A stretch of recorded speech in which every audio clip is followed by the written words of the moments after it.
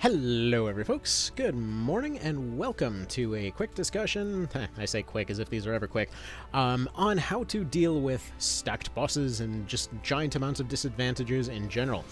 Usually everything through more or less Chapter 1 and 2 can be fairly safely more or less plotted through, kind of brute forced. But really around Chapter 2 is where we start getting into these moments where, you know, things start looking a little bit more scary. We start seeing quite a few more kind of issues showing up in terms of the kinds of enemies that we're dealing with, in terms of enemy units having way more advantages.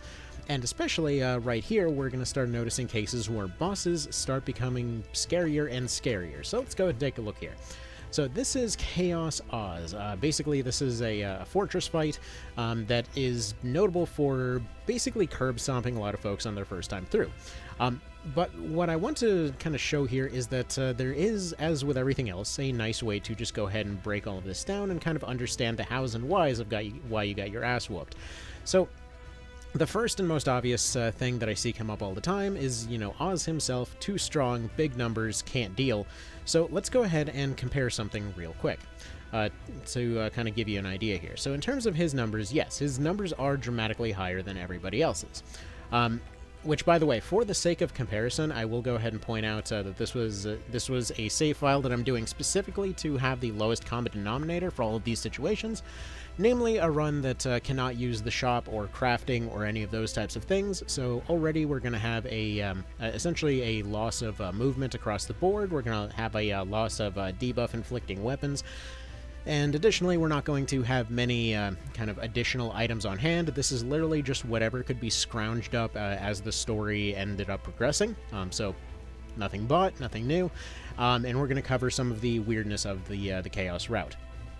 So yes, right off the bat, yes, his numbers are going to be dramatically higher, but it's only his.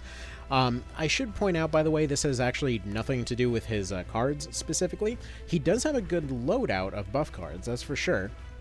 Those are definitely helping, but a lot of times there's a misunderstanding and an assumption that the buff cards are what's making him hit so hard. So to give you an idea, when we're looking in terms of returns for what you're actually getting for each of these kind of bits and pieces here, for your stats, roughly speaking, while there are exceptions, you can usually see it as 1 point of a offensive stat will give you about 1 point of extra damage in that particular direction. Yes, there's a bunch of, you know, kind of decimal-related nonsense, and every now and then you only get like 0.8, and other times it's 2.5, and blah blah blah, but generally speaking, looking at it as 1 point is 1 point of damage. However, on the cards, their whole thing is that they are essentially boosting a particular damage type or in giving a certain bonus towards a particular direction. So like the physical up card is not going to be by itself causing the ridiculous numbers that he does sometimes.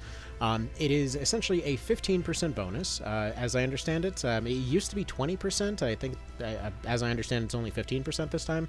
The magic card is a 15% bonus towards magic stuff.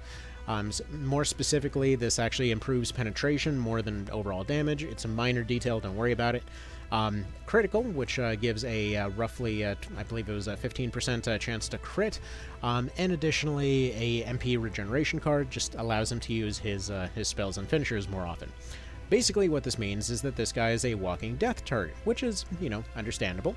Now that being said, he also has a very high damage weapon here that for the most part will mitigate most of the armor that your units are going to be carrying. Again, there's going to be exceptions, and this is a far worse version of the Glamrock. This is essentially a nerfed Chapter 2 version. It's actually funny because I believe if you come here with the other Glamrock to this level, I believe this is actually what it nerfs it to. So he's getting level synced on you, is the funny thing.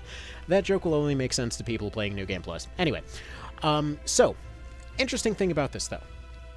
He is the first case of a boss with stun proof, which has been a very reliable trick up to this point for making sure that a boss can't hit you. But I want to point out something particularly interesting. I won't be abusing it this particular fight, but notice that it's only stun proof that's on here. Do you see death proof? No. So anything else, he can be hit with just fine. So if you have any ways of inflicting other debuffs, he is absolutely weak to them. But yes, it's specifically just stun that he's weak to. Now, In other instances, he can actually be hit by fear. I forget if he can be hit by fear in this particular case.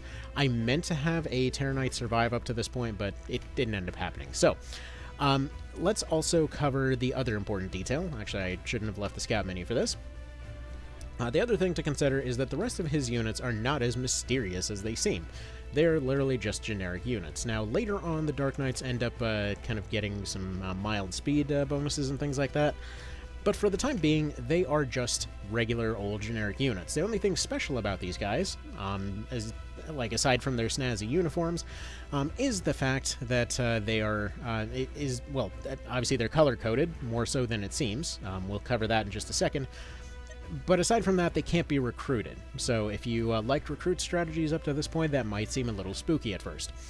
But let's carry on. So, for an idea of who does what exactly, the strict navy blue is going to be your ranged units.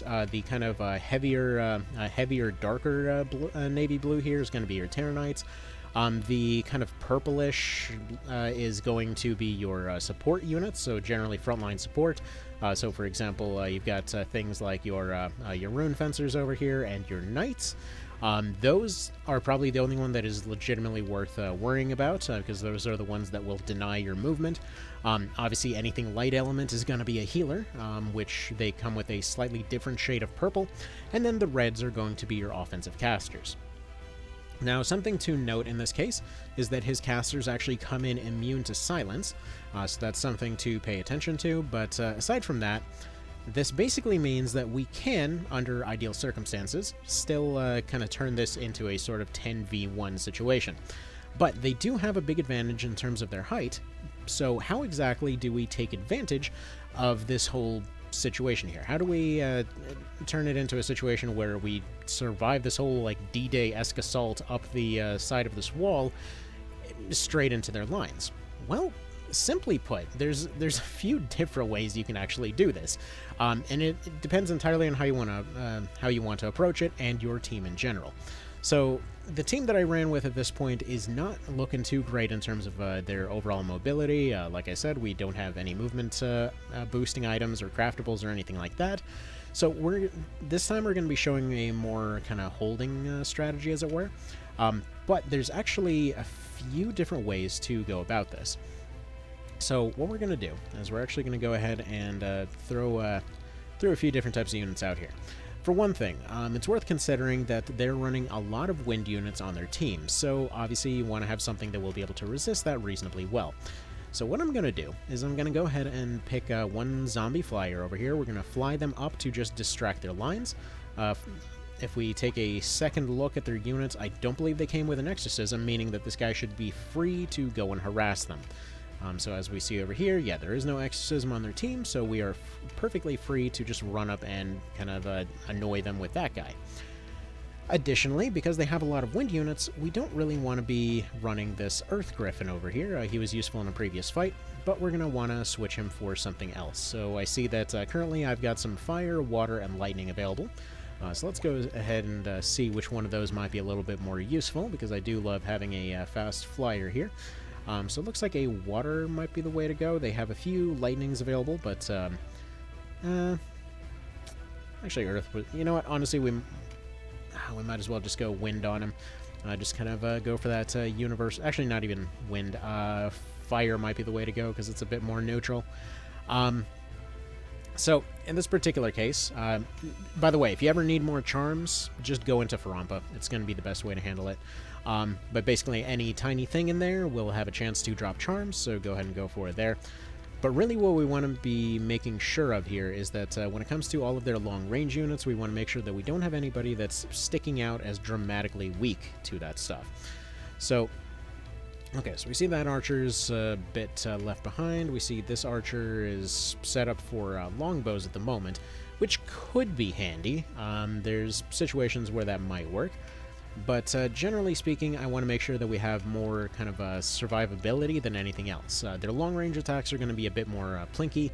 Their close-range guys are going to be the biggest problem. So what we want to do is mitigate their close range, and we want to attempt to kind of kind of kite away their long-range stuff until we can deal with it some other way. So let's see. We've got one dragon up front. They will have a particular purpose. I'm not saying you need a holy dragon for this, but it will help for our purposes. For this guy, do we by any chance... Yeah, we have an ice dragon right here, so we'll go ahead and swap him out for that. Windy Foot Snake is no longer wind, but screw it. I guess he's just Frosty Wind now. The Frosty Windy Dragon. So we'll go ahead and put those guys up there. Additionally, we're going to want to have some knights up front, so we'll have a Barricade. He's going to be up here. We're going to have the two white knights serving as kind of more of an offensive capable type group here. At this point, they're going to be doing a little bit better, just due to the fact that their stats are pretty decently beefy compared to everybody else. Just so you know, you do get the white knights right before this. They are going to make a massive difference in this fight if you were to bring them along. This is oftentimes why many folks seem to assume that that these guys specifically are going to be kind of replacing regular knights because they come in with about a 20 vitality bonus on themselves. This doesn't necessarily mean that essentially that they stay outclassing regular knights for that long. By and large, I know personally my regular knights ended up lasting a good bit longer than these guys did, at least in my first save file. But okay, let's go ahead and set these guys up a little bit. So what I want to do is set up a case where I have these two guys stunning units off on the sides. This is something they just come pre-built with, so don't worry about it too much. If and when we wind up with a case where Oz is getting close, we want to have a light unit that he can target. He'll always attempt to go for the unit that he's strong against, which in this case would be a light one. And since this one has dragon scale, we can't just cause him to hit himself. Additionally, they've got a lot of air units, so we've got a ice dragon to just sort of deny movement. We're going to go ahead and put Toxic Breath for Leaden, which will slow stuff down. And additionally, we'll go ahead and see if he's got Rampart Aura on him in order to make sure that he can block some tiles. Additionally, we've got Barricade up here to further block tiles, and then we've got Expired Chicken just to kind of harass stuff in the backfield. And from there, we have Habrem coming in with the default stuff that he came with to go and boost the entire party. So, that sounds like it'll probably be pretty good from there. We've additionally got Denim over here as a Berserker. It's not really... He doesn't really have anything that he's going to be super ideal at this point, at least not for my save file. If you were, for example, to have, let's say, a guy that was a pretty solid caster by this point, it might work a little bit better for the back row. But as it stands, this will end up working out just fine. And additionally, we're actually going to throw a couple more items on Barricade here, just for good measure. Because these guys have a bit of a footing advantage in some cases, it's sometimes worth taking a True Strike along, and we'll go ahead and get this thing started. So the important thing is to not do the obvious thing and charge forward here.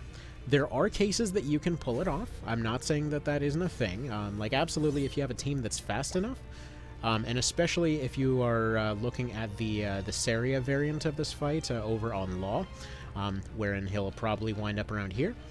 If you can knock him off this wall and barricade off this area somehow, you can more or less mitigate the majority of his team. The problem is, they are going to be... Like, roughly speaking, at this point, they're roughly equivalent to you in speed. Your main blocking units are going to be your knights. So, realistically, you need to completely block off this staircase, ideally right here. And then additionally... Well, actually, ideally would be right here, but it's unlikely that you'll be able to get that far. You might be able to get a Griffin up there and just have them survive long enough for the Knight to come in and plug the gap with themselves. And then additionally, you'd have to block off this staircase around right here-ish, give or take. I mean, possibly right here might be a little bit better. It really just all depends on who's there at what time. If you can essentially do that, and then convince Oz to run over to this edge, you can simply shield bash him off, because again, he doesn't have death proof. He specifically doesn't have death proof so that you can knock him off of things. So absolutely you can isolate him from the rest of your team. However, due to his high numbers and the fact that he knows that he has high numbers, he is going to be very aggressive with his approach. So we don't have to worry too much about bringing him over. Another thing to consider is the complaint I see all the time of, oh no, all of the cards spawn nearby them. Then spawn your own. If you break any props on the field, they will spawn cards. So right here, we ended up getting a well, that's not going to help us out very much. But if you were to do something like that, you would be able to spawn those cards. Something to consider is to definitely use beast units. Like I've shown this before, but generally speaking, if you want to redirect everybody's attacks to a particular area, you pick somebody with a lot of health and you move them on forward to a particular direction. The thing with knights is oftentimes they get misunderstood as like MMO flavored kind of tanks, and they're not that kind of tank. They're area denial and high defense tanks, whereas your actual like HP tank kind of situations are going to be your beasts for the most part. So if you want to have a guy that's going to be able to fully defend in a lot of cases and kind of redirect aggro and things like that, that is going to, without any question, be your stuff like your griffins and whatnot. And especially if you go into Farampa, you go over to the Feral Coast, you will have access to things like zombie octopi there as well, who are very good at taking hits. Due to the fact that zombies also tend to get under-leveled, due to the fact that they don't gain experience aside from charms, you can fully control their level, and more or less make sure that they're exactly the level that you want them to be, once again guaranteeing that they are going to be kind of drawing aggro where you need them to. Now, in this particular case, I decided to opt for dragons and a griffin instead, because I want to try and block off a few more tiles. The thing with octopi is that they don't have access to rampart aura, and interestingly enough, despite the fact that I said previously that you'd be able to gain access to a zombie cyclops, I don't know if I was misremembering where that guy's located or if he was removed for Reborn, but there does not seem to be a zombie cyclops in Farampa, at least. Either there never was and I'm remembering wrong, or they're just ultra rare and I just got lucky that one time, or who knows. But one way or another, Zombie Cyclops does not appear to be on Feral Coast. It is possible that he's available later on. Maybe he might have come from Pirate's Graveyard. I'm not really certain right now. Like, I still have the save file where he's from, and I very distinctly remember getting him at Feral Coast, but I don't know. I don't really know what happened there. So, it is what it is, I suppose. So, something to consider here is you will have gotten at least one Fruit of the Seraph. So if you have a unit like a Swordmaster there who is both needing their HP and MP, it's worth considering keeping that on hand to make sure that you can keep them supported and alive later on if they run low in health. And Swordmasters, despite the fact that they're usually strictly a 1v1 specialist, are going to be very handy in this fight in particular, due to the fact that they can do their big AoE heals. Because there's a lot of ranged units doing a lot of different types of attacks, we want to make sure that we can deal with them in some way, and having a way to heal in a bigger, wider area is going to be useful at this point. Okay, so our goal with this whole operation here, you may notice I'm spreading out my units, and I'm basically attempting to draw them out in different directions. The reason that I'm doing this is because I want to get an opportunity to cause Vice to run, or not Vice, I don't know why I'm looking at him and calling him Vice, but I want Oz to run forward. The thing is, like I said, he is very aggressive, he's fairly hot-headed, so as soon as he sees that they're gaining some ground, yes, there does seem to be some weird logic behind this, they'll start charging forward. Now, this kind of ends up working out in both scenarios. If it's only a few units charging forward, like you, for example, in this case, you move forward a little bit, you take whatever kind of small attacks come your way, like right here we can do a slight bit of scratch to this guy and also pick up a Fizz. A Griffin is fast enough to be able to just make this move safely, so that'll be just fine. I'm not worried about him getting overwhelmed before he gets a chance to react, so I'll go ahead and throw a small heal on him just in case, and proceed on forward. So, the reason that I'm saying this is because in the ideal scenario, we'll see them getting kind of split apart in different directions. We can deal with each of these smaller frontline units by themselves, surround them, bring them towards us, beat them down, and then reform the line. We do this a couple of times to kind of deal with whoever they decide to send forward. In this particular case, essentially I'll be moving this dragon out of the way. I'm probably going to have him hide over here somewhere. And then I'll be using this guy to, let's go ahead and double check that he doesn't have Steadfast. He does not. So I'm going to be using this guy to shield bash this one over here and essentially kidnap them out of their own line. In this way, we can just start eliminating units while not putting ourselves in any direct danger. Another thing to actually consider if you are using zombie units by this point is if they're low on health, leave them in a position that's going to be very annoying. So for example, right now, if I wanted to have him go forward and make sure that the rest of these guys are trickling in a little at a time, I could move him up to this tile, and even if he ends up getting downed, they won't attack him again unless they have exorcism, which they don't have access to. So essentially he would be blocking that area as a unmovable barricade, and they would all start trickling this way. Now, that doesn't work out for my purposes, because I want to try to get a few of them going at once, and I don't have any kind of heavier units to block off that right staircase yet, but that is something that we'll be doing later once Oz has kind of made his way forward. This is why I have him currently hanging out in the center of the map. But basically, due to the fact that that he would want to escape back to his support, we want to separate him from his support as much as possible. Dealing 700 damage to this healer would take our entire team to do, which would mean that they would get overwhelmed in the meantime. So instead, we just separate the two of them.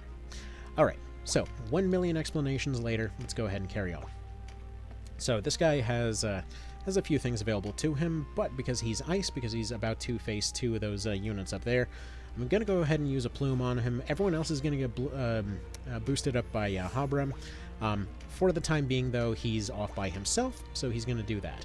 We're going to go ahead and use a Lion Dance here, and we're going to try to push through these guys fairly quickly. So, ideally, if you're going for buffs, usually you want to stick with the defensive ones because they give you the option to react. In this particular case, just due to general kind of shenanigans over where we are right now, I'm going to go ahead and kind of leave that as is. Now, in this case, there's actually an interesting opportunity. See, if you've done the maps at this point, you basically couldn't avoid getting these orbs. I completely forgot that I had them on this dragon, but early on, these orbs are very good. And in this case, we have a chance to just deal a bunch of damage and also poison all of these guys at once, so screw it, this is just too funny not to do.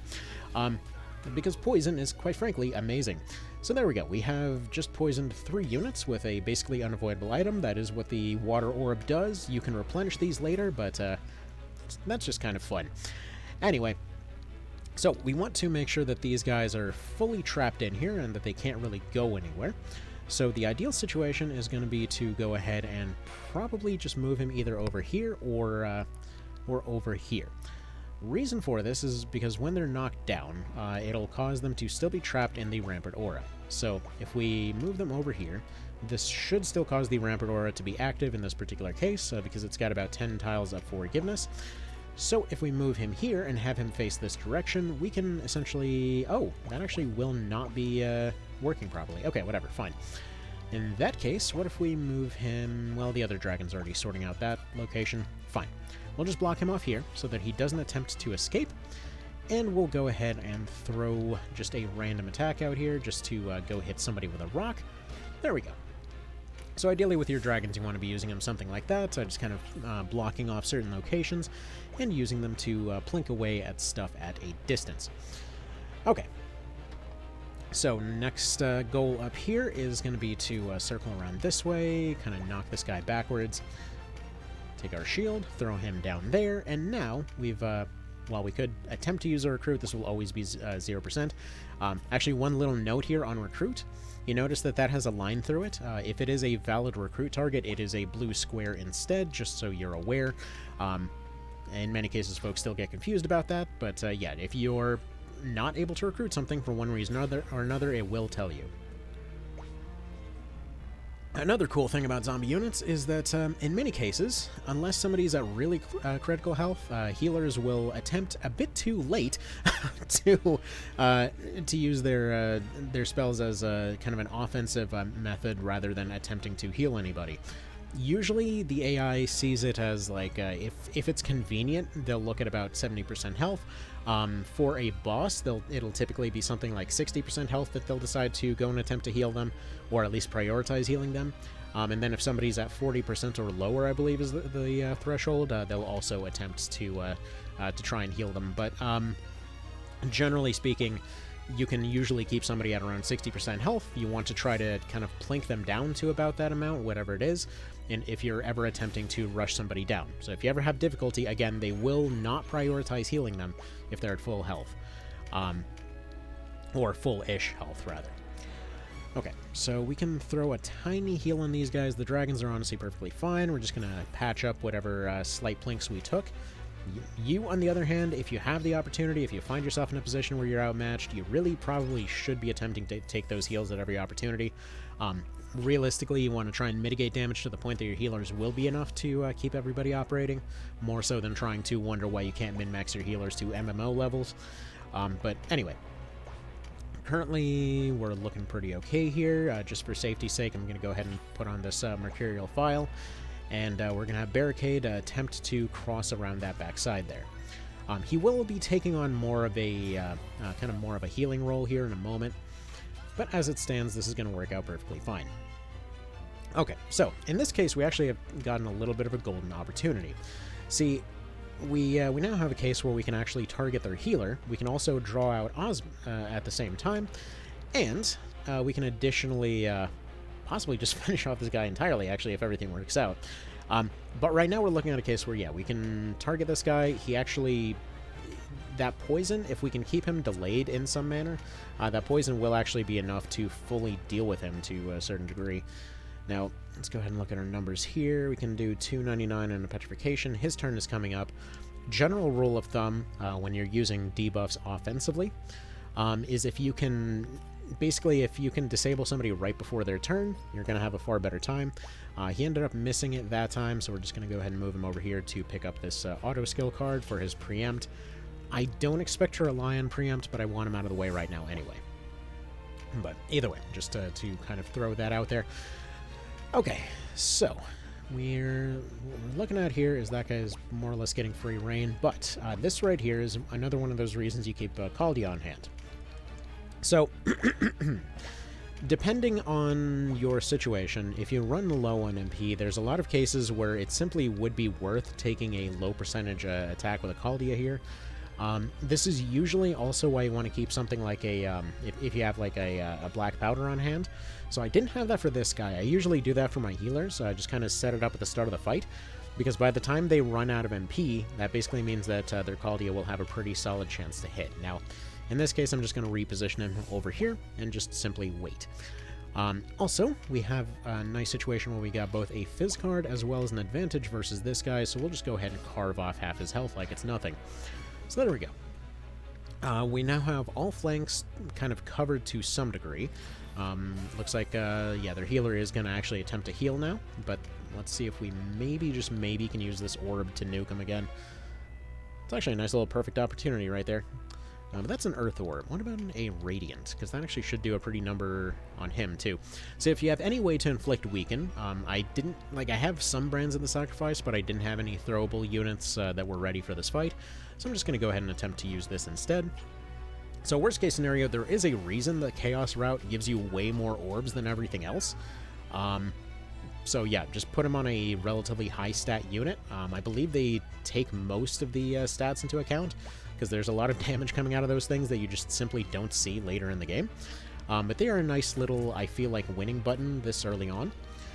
But alright, let's see. We can do some solid numbers there. We also can't do any breath right now, so let's go for that. There we go. So they have no recovery. Their leader is damaged, but not damaged enough to be fully taken out yet. Looks like Dragon Scale is activated, but I'm not really worried about holding that flank anymore. And I would like to see his AoE throwing a pretty big number over here, so I'm going to move him off to the side, and we'll continue moving forward.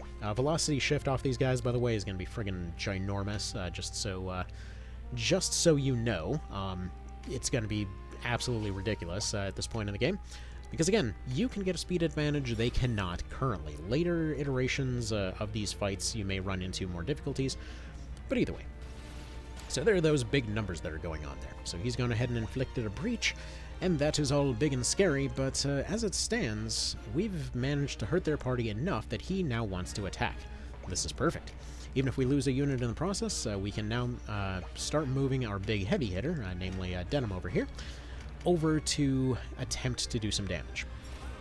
So we're going to start moving him wherever we're moving him. Wherever we can kind of drag Oz over to is where we'll be dealing with him. Now, unfortunately, this is not looking too good for that Griffin there. He's been... I mean, he can't really get double breached, but it sounds cool to say that he got double breached, so we'll just go ahead and say that. However, due to the fact that he's got some pretty solid numbers, it actually might be worth sending him out here and go for the big cleanup maneuver here. So we go for this and this. That's some nice solid numbers. That puts him roughly within range of his healer. They should all more or less congregate on him. Then again, on the other side, we could also just go for the stun on this guy and run.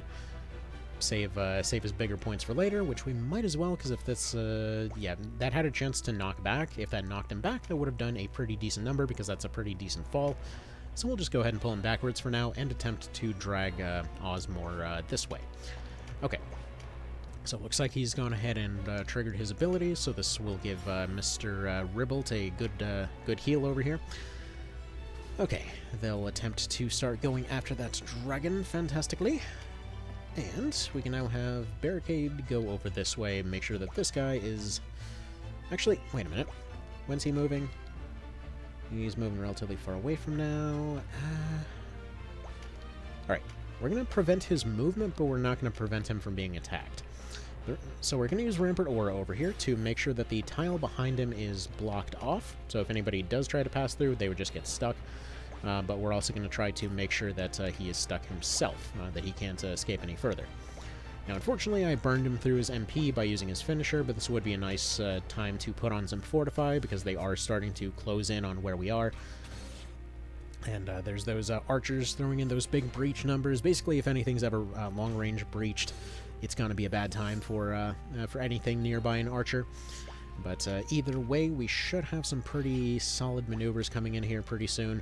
Actually, does Dust Orb get anything from physical ups? I mean, honestly, it doesn't even matter. Nuke them. Oh, man, these are fun. But yeah, you basically are guaranteed to have at least 2 orbs. I got 3. I think I missed one of them. But some of them are just straight up near unavoidable stuff. Like, one of them, I believe, was simply, like, if you just don't have any incapacitations in a solo fight, it's like, yeah, of course that's going to be a thing. Alright, so there's a worry over this guy potentially throwing out a finisher. I'm going to go a little bit aggressive with him here, and just have him take the attack anyway. He's going to throw out the Fearful. Oh, nice. Convenient parry. Always good to see those. By the way, there was a request for a parry video, just kind of everything about parries, which, yeah, we'll go ahead and do that. Not yet. Don't have time today, but soon. Soon it will happen. Alright, so next up, I want to get a little more aggressive. I'm going to send Denim in here for a little bit of cleanup. Murden's looking a little bit low in the health front. There's a lot of wind units. He was specifically here to draw some of them in. Every time with this guy. Every time. Our meeting can be no coincidence. You must have a that's some good black coffee. How else would you know to come here? I should take you alive and have the names of your whisperers. I would never betray my men. No, I think not. You enjoy playing the martyr too much. Alright, carrying on. He's going to go for that. Again, he just cannot resist doing that. So specifically, if you have a Holy Dragon here, if it's got Dragon Scale active, he will gladly hurt himself in order to do some numbers on the dragon, just so you're aware. And because he's got boosted stats, you can basically abuse that.